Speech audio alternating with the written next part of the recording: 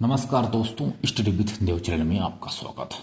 दोस्तों, मानव कंकाल देख रहे थे अगले वीडियो में। सीने की हड्डी तक हमने चर्चा किया था। अब देखते हैं कशेरुक दंड। जो कशेरुक दंड है यह दो प्रकार का होता है, पहली हड्डी और अंतिम हड्डी। दो प्रकार की होती है कशेरुक दंड। पहली हड्डी यानी एटलस कहलाती है, इसी पर खोपड़ी टिकी रहती है। जो पहली हड्डी होती है दोस्तों, यह एटलस कहलाती है, इसी पर खोपड़ी टिकी रहती है। दूसरा है अंतिम हड्डी, यह पुंछ दंड, इसे पुंछ दंड कहते हैं। अंतिम हड्डी को पुंछ दंड कहते हैं।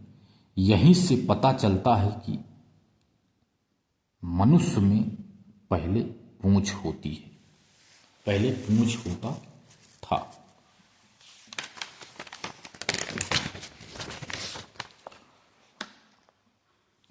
पहली हड्डी और अंतिम हड्डी। बच्चों के कशेरुक दंड में कुल 33 हड्डियां होती हैं। बच्चों के कशेरुक दंड में कुल 33 हड्डियां होती हैं। कशेरुक दंड के बाद देखते हैं दोस्तों अंश मेखला। अंश मेखला यह दो प्रकार का होता है, स्कैपुला या स्कैविकल। स्कैपुला को कहते हैं शोल्डर बोन, स्कैविकल को कहते हैं कॉलर बोन। आइए देखते हैं अंश मेखला।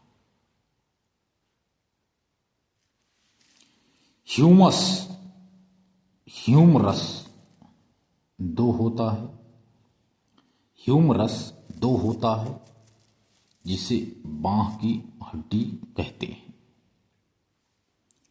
रेडियस अल्ना 4 होती हैं, जो फटी हुई हड्डियां होती हैं, इसी को कहते हैं रेडियस अल्ना।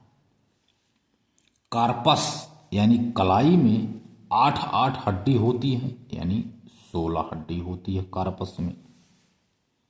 मेटाकार्पस यानी हथेली में 5 हड्डी होती है, यानी 10 हड्डी होती है।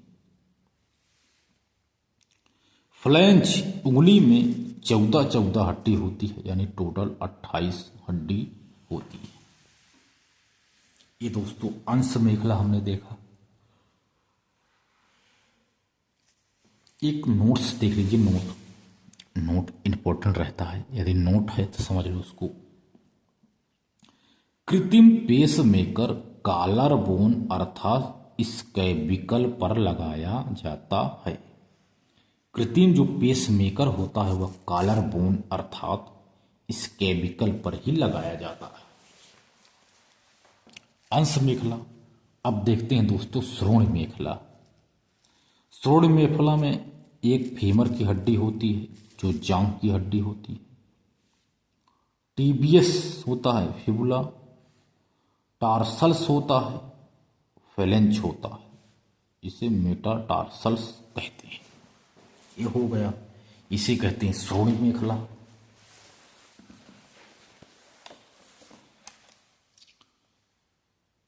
एक नोट और है दोस्तों, नोट्स देख लीजिए।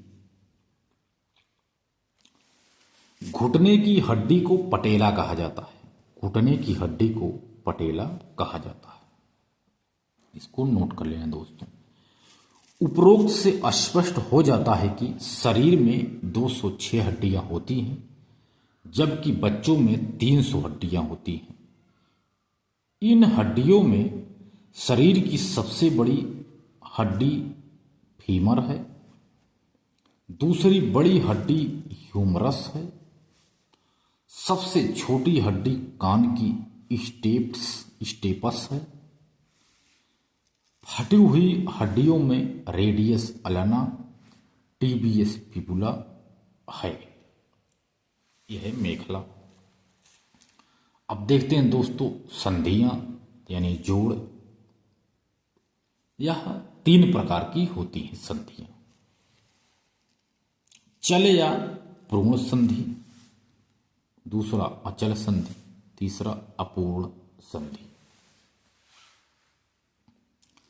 चल संधि, जिसे चारों तरफ घुमाया जा सके, जैसे कंधे और ह्यूमरस के बीच का जोड़, इसे बाल सॉकेट भी कहा जाता है। बाल सॉकेट भी कहा जाता है। चल संधि है जिसे चारों तरफ घुमाया जा सके, जैसे कंधे और ह्यूमरस के बीच का जोड़। दूसरा है अचल संधि, जिसे बिल्कुल घुमाया ना जा सके, जैसे कपाल की हड्डी। यह अचल संधि है, अचल जोड़ है। तीसरा है अपूर्ण संधि, जिसे थोड़ा बहुत घुमाया जा सके, जैसे कशीलुक दंड की हड्डियां।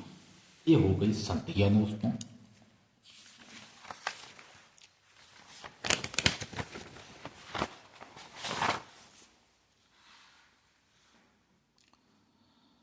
तो दोस्त देखते हैं इसका विस्तृत।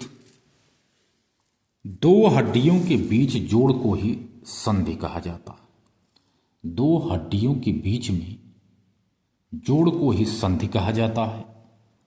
दो हड्डियां स्नायु या लिगामेंट से जुड़ी होती हैं।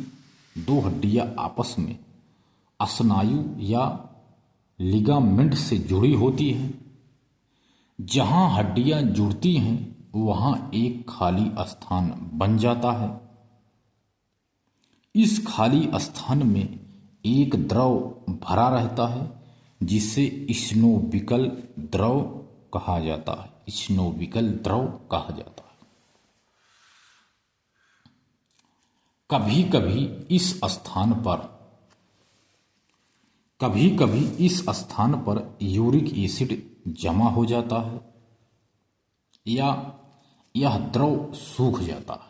कभी कभी जो या खाली स्थान पर द्रव भरा है, यहां कभी कभी स्नोविकल ना होकर के यहां कोई यूरिक एसिड जमा हो जाता है या द्रव सूख जाता है, तो जोड़ों में दर्द होने लगता है।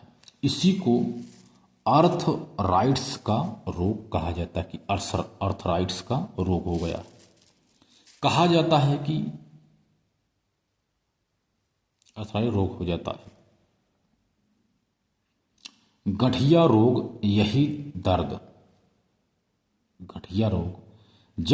दर्द जब बढ़ जाता है तो इसी को गठिया रोग कहा जाता है।